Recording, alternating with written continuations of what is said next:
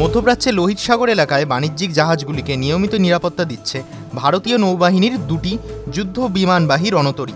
সদ্য সোমালিয়ায় ৩৫ জন জলদস্যুকে বন্দী করে আনা হয়েছে ভারতে। লোহিত সাগরে ভারতীয় নৌবাহিনীর দাপট দেখে সম্প্রতি বিস্ময় প্রকাশ করেছে মার্কিন যুক্তরাষ্ট্র।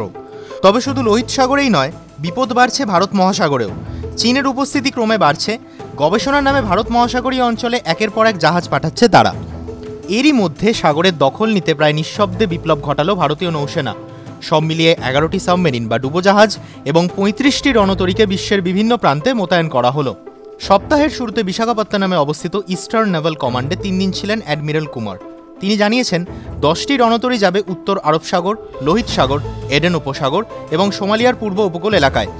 জলদস্যুদের ঠান্ডা করার পাশাপাশি হুথি বিদ্রোহীদের ক্ষেপণাস্ত্র এবং ড্রোনের হামলার ঝুঁকিতে থাকা জাহাজগুলিকে সুরক্ষা দিতে মোতায়েন করা হয়েছে এই রণতরীগুলোকে।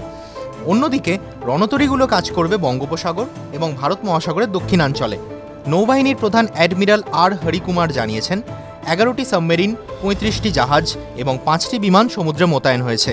এর মধ্যে 10টি জাহাজ মোতায়েন করা হয়েছে পশ্চিম এশিয়ায়। ওই অঞ্চলে বাণিজ্যিক জাহাজগুলির যাত্রা নিরাপদ না হওয়া পর্যন্ত এই জাহাজগুলি সেখানেই মোতায়েন থাকবে। বর্তমানে 6টি সামরিক জাহাজ এবং একটি স্যাটেলাইট ট্র্যাকিং জাহাজ সহ মোট 13টি চীনা জাহাজ ভারত মহাসাগরের বিভিন্ন জায়গায় অবস্থান করছে। এমনি সময় পিপলস লিবারেশন আর্মি নৌবাহিনীর 6 থেকে 8টি জাহাজ এই অঞ্চলে উপস্থিত থাকে। মাঝে মাঝে যাত্রা করে চীনা সাবমেরিনও। এই পরিস্থিতিতে একসঙ্গে এতগুলি ভারতীয় যুদ্ধজাহাজ এবং সাবমেরিন মোতায়েন করা হলো। গত কয়েক মাসে হুথি বিদ্রোহী এবং সোমালিয়ার জলদস্যুদের হামলার জেরে মালবাহী জাহাজগুলির বিমার খরচ 35 থেকে 40% বেড়ে গিয়েছে। অনেক জাহাজ এডেন উপসাগর এড়িয়ে কেপ অফ গুড হোপ দিয়ে যাত্রা করছে। তাতে পণ্য পরিবহনের খরচও 40 থেকে 50% বেড়েছে। ভারতীয় রণতরীগুলি মোতায়েন করার ফলে পণ্য পরিবহনের পরিস্থিতি সহজতর হয়ে উঠবে বলে খবর। TV9 Bangla digital.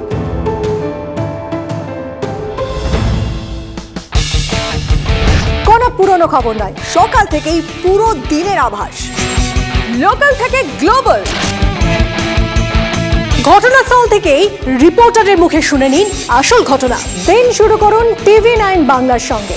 সকালে প্রথম ব্রেকিং অ্যাট 7, সকাল 7টায়, সকাল 8টায় দেখুন art reporter, art exclusive.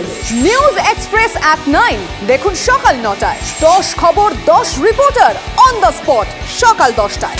Local to global at 11 দেখুন সকাল 11টায়। দেখুন morning super prime time TV9 বাংলায়। TV9 বাংলা, না দেখলেই নয়। কত রক্ত লাগবে আমরা দেব, বাংলা মায়ের লজ্জা আমরা দূর করবই। রক্ত বেশি হলে ব্লাড ডোনেশন ক্যাম্পে যান, নাটক ছাড়ুন। আমি রেখে থেকে কথা বলি না, আমি ঠোঁট কাটা। দেখুন ঠোঁট কাটা প্রতিদিন রাত 8টায় TV9 বাংলায়। TV9 বাংলা, না দেখলেই নয়।